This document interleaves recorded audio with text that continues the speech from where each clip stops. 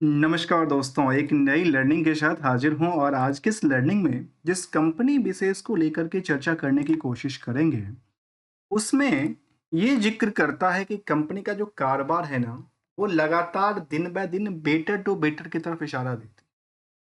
जो अभी तक का पुराना हिस्टोरिकल चेन की बात कर रहा हूँ। मैं फ्यूचरिस्टिक की बात नहीं करता हूँ कि आपको प्रेडिक्शन के साथ कह दूँ कि ये कंपनी में ये ऐसा है, वो ऐसा है, लेकिन ऐसा कुछ भी हम बिना डेटा की तो बात ही नहीं करते। चलिए, एक डेटा की बात करूँ तो डेटा के सामने हमारे सामने एक ज़िक्र होता है कि कंपनी में कुछ डेटाबेस हमारे सामने दिखी थी और वो ये था रिसेंटली कि हम ऑर्डर बुक की बात करते हैं। कंपनी के पास ऑर्डर मिला था 240 करोड़ का। कब का? अभी 4 मार्च की बात है। उससे पहले उसके पास 28 फरवरी को ऑर्डर मिला था, करीब 2150 करोड़ का। उससे पहले की ऑर्डर की बात करूँ तो लगातार दिन ब दिन इनके पास ऑर्डर मिलते जाते हैं, जहाँ पे इश्यू ऑफ द इन्होंने सिक्योरिटी की बात किया था। लेकिन यदि ऑर्डर की बात करें तो इन्होंने कुछ ऐसा एक बार यदि दिया होगा तो शायद बेटर हो सकता है।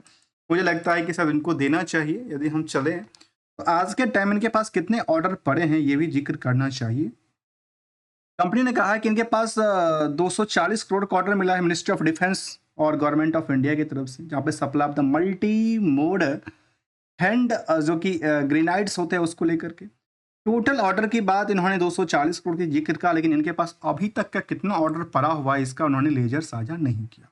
शायद ऐसा देता तो शायद काफ़ी बेटर हो सकता था। मुझे ऐसा लगता है कि शायद निवेशकों को ये हर ऑर्डर के साथ साथ उनको अपनी पुराने ऑर्डर को भी ऐड ऑन करना चाहिए कि आज के टाइम इनके पास कितने ऑर्डर पेंडिंग हैं, जैसे कि पीएसयू कंपनी अपने पास जिक्र करती देखी गई है। ये हमने कुछ पॉइंट को यहाँ पे समझने की कोशिश करेंगे इनकी डेटाबेस को लेकर के। इन्होंने पीपीटी जो दिया था उसमें कुछ ऑर्डर की बात बिल्कुल किए होंगे, और ऑर्डर की बात करूँ तो शायद इन्होंने अपनी डोमेस्टिक ऑर्डर और ऑर्डर की चर्चा करें तो कहाँ पे इन्होंने चर्चा किया हुआ है। शायद हम ऑर्डर वाले पॉइंट पे चलते हैं, और यदि कंपनी के पास 9 मंथ कस्टमर बेस की बात करें तो कंपनी ने ये जिक्र किया कि इनके पास कस्टमर बेस काफ़ी अच्छा खासा ऑर्डर बुक की भी हमारे सामने मिल गए। कंपनी डिफेंस सेक्टर और एक्सप्लोरेशन सेक्टर से डील करती है। सोलर इंडस्ट्रीज इसका नाम है, सोलार भी कह सकते हैं, सोलर भी कह सकते हैं। यहाँ पे कंपनी डिफेंस सेक्टर और इसमें ज़्यादा डील करती है, जहाँ पे इनके पास 7,122 करोड़ की ऑर्डर थी, जो कि फरवरी तक का डेटा है। जो कि सर कब तक का डेटा है? सर उन्होंने जनवरी किस डेट तक के डेटा की बात किया है। यदि उस पर हम एक नज़र और फोकस करें तो उन्होंने जिक्र किया है, कब दिया था पीपीटी? फरवरी में। फरवरी तक की ऑर्डर बात मान लेते हैं शायद, जो भी जिस जिस डेट तक का उन्होंने मेंशन किया होगा। उसके बाद उनके पास ऑर्डर की भर कहते हैं ना हम लोग छप्पर से ऑर्डर मिलते रहना, और इस तरह से ऑर्डर मिलता रहा है।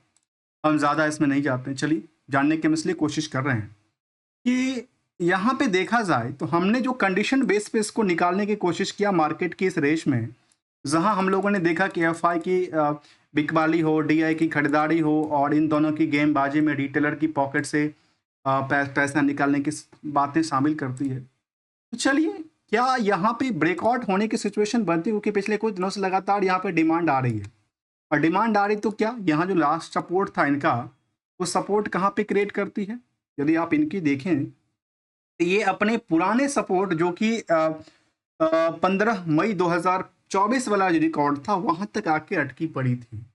उस प्राइस के कंपैरिजन करके देखा जाए तो आज के टाइम में हम बात कर रहे हैं इस कंपनी को, और क्यों कर रहे हैं उसके पीछे वजह है। वजह है कि हमने कुछ डेटाबेस निकाला कुछ कंडीशन के बेसिस पे, जो हमें कुछ मार्केट्स ऐसी कंपनी चाहिए आज के सिचुएशंस में, जो कि क्या कंडीशन था, जो कि कम से कम 50 डे मार्क 200 डे मार्क से ऊपर ट्रेड होना चाहिए अभी की सिचुएशन में। और जो क्वार्टर ऑन क्वार्टर का सवाल है, जो वाई ओ वाई का सवाल है, कम से कम 5% का तो सेल्स और प्रॉफिट होना ही चाहिए, और कंपनी का मार्केट कैप भी ठीक ठाक, निवेशकों का इंटरेस्ट भी ठीक ठाक ही होना चाहिए। उसके लिस्ट में सोलर इंडस्ट्रीज की बात करूं, जिसका नाम हम सोलार इंडस्ट्रीज इंडिया लिमिटेड भी कह सकते हैं।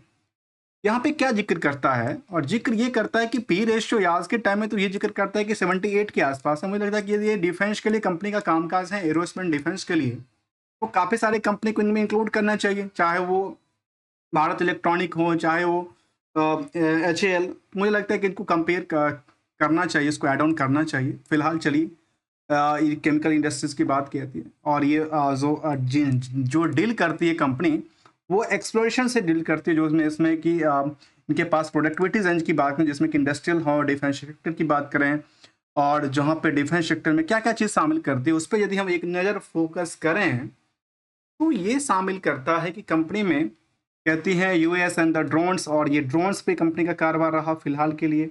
एक्सप्लोर प्रोडक्ट का पास, यदि प्रोडक्ट की बात करें तो काफ़ी सारे प्रोडक्ट हो सकती है ड्रोन से रिलेटेड, और जो एक्सप्लोरेशन का कामकाज करती है वो तो करती ही करती है, जहाँ पे इनके पास दिन बाय दिन ऑर्डर मिलते जाते हैं। यदि आज के टाइम में एक चर्चा और करें, जो कंपनी के पास पिछले ट्रैक रिकॉर्ड के मुताबिक यदि हम क्वार्टर ऑन वाई वाई की ग्रोथ को देखें तो सेल्स में 38%, तो वहीं कितना प्रॉफिट में करीब 54% की रणनीति थी।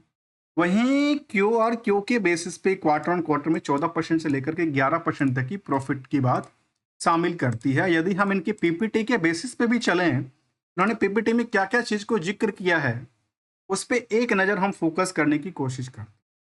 काफ़ी बड़ा पीपीटी तो शायद नहीं है, लेकिन शायद इसमें खुलने में काफ़ी टाइम लग रहा है, पता नहीं क्यों लग रहा है, शायद उनकी फाइल साइज ज़्यादा होगी।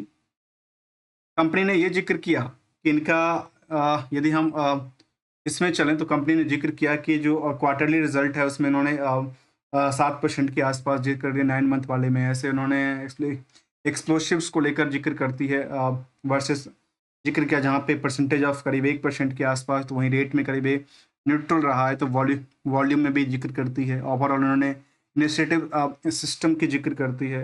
यदि क्वार्टरली रिजल्ट की बात करें, जिस तरह से हमने देखा कि नेट सेल्स में इन्होंने ये जिक्र किया कि 38% के आसपास, तो उन्होंने यदि हम इनकी और पॉइंट को देखें तो क्या हमारे पॉइंट और इनके पॉइंट मैच करते हैं कि नहीं, हम कई बार ये भी जानने की कोशिश करते रहते हैं। तो यहाँ पर 38% के आसपास राइट, और हमने इसको भी एग्जैक्टली जो फार्मूला बेसिस था हमने इसको ही कैप्चर कर लिया। तो यहाँ पे ऑलमोस्ट हमने क्या किया, समझ लिया कि आखिर यहाँ पे ठीक है हमारे पास डेटा 38% से लेकर के, और ये जो डेटाबेस है और 17% की कमाई भी करती कंपनी करती है। यदि कंपनी में ईयर एंड ईयर बेसिस की ग्रोथ को देखें तो साल दर साल इसका जो ग्रोथ है वो करीब लगातार सेल्स हो, प्रॉफिट हो, स्टॉक प्राइस के सीजीआर हो, और रिटर्न ऑन इक्विटी भी सभी के सभी एक ही दिशा में स्टेबल की तरफ दर्ज करती है। निवेशकों का इंटरेस्ट जानने की कोशिश करें तो जहां एफ की होल्डिंग में 7% और 12% की बरकरार है, तो पब्लिक होल्डिंग में 6% की होल्डिंग में करीब करीब कह सकते हैं कि 1 लाख के नियरली इन्वेस्टर का पैसा लगा हुआ है कंपनी में। रिस्क और रिवार्ड के एक्सपेक्टेशन को देखें तो रिस्क बिल्कुल नहीं, रिस्क फ्री कंपनी है। और साथ में रिसेंटली की हम बात करें तो डेट्स की बात करें, डेट इक्विटी काफ़ी कम था, लेकिन वो सितंबर तक का डेटा था, मार्च का डेटा भी दोबारा आएगा तो एग्जैक्टली पता चलेगा जो कंपनी में क्या क्या चीज़ और इंक्लूड करता है, क्या एक्सक्लूड करता है।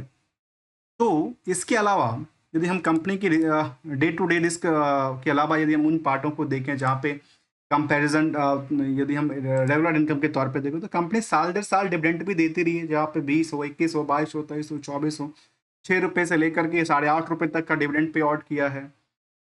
सेंसेक्स और बीएसई कमोडिटीज इंडेक्सेस के पॉइंट ऑफ व्यू से यदि कंपेयर करते हैं इस स्टॉक की डिमांड को लेकर के, तो कुछ पीरियड में तो मार्केट में सेम डायरेक्शन में चलती रही देखी गई, तो आजकल सेम डायरेक्शन से भटकती देखी गई। जहां मार्केट में बिकवाली है तो इस स्टॉक में खरीदारी का सिलसिला लगातार चलती देखी गई है।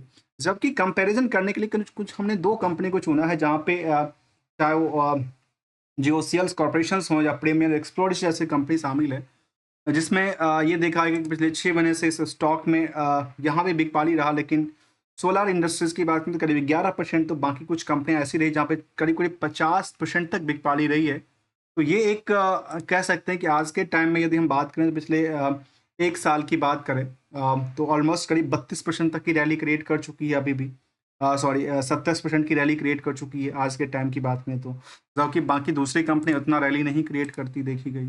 ये कुछ पहलू था। अब एक चीज़ और समझने की ज़रूरत है, और हमेशा कहता हूँ कि we are not an trader, not an advisor, only as a learner. और इसमें एक गोल्डन रूल को जरूर डिस्कस करते हैं, और गोल्डन रूल ये कहता है कि हम लोग घर में ऐसे फंडामेंटली स्ट्रॉन्ग प्रोडक्ट को इंक्लूड करते हैं जो आगे चल कर के उसका जो रेंज है वो घटे ना, उसका बढ़ोतरी हो, वो वृद्धि दर्ज करे, और जो नुकसानदायी चीज़ें होती है उसको या तो आप कट करके निकल जाते हैं या फिर वो नुकसान में ही पड़ा रह जाता है, फिर आपको मौका ही नहीं मिलता। इसी तरह हम यहाँ भी सेम डायरेक्शन से यूज करते हैं, जिसको हम कहते हैं कि मार्केट की सिंगल गोल्डन रूल है, यदि प्रॉफिट बनता दिखे नेशनल प्रॉफिट तो प्रॉफिट को समेटनी चाहिए अपने कैपिटल को लपेट के, और लगातार यदि नुकसान ही हो तो फिर फायदा क्या है? उससे बेटर तो अपनी लॉस ही बुक करना चाहिए। मिलेंगे कुछ नई लर्निंग के साथ, तब तक के लिए thanks for the joining us दोस्तों।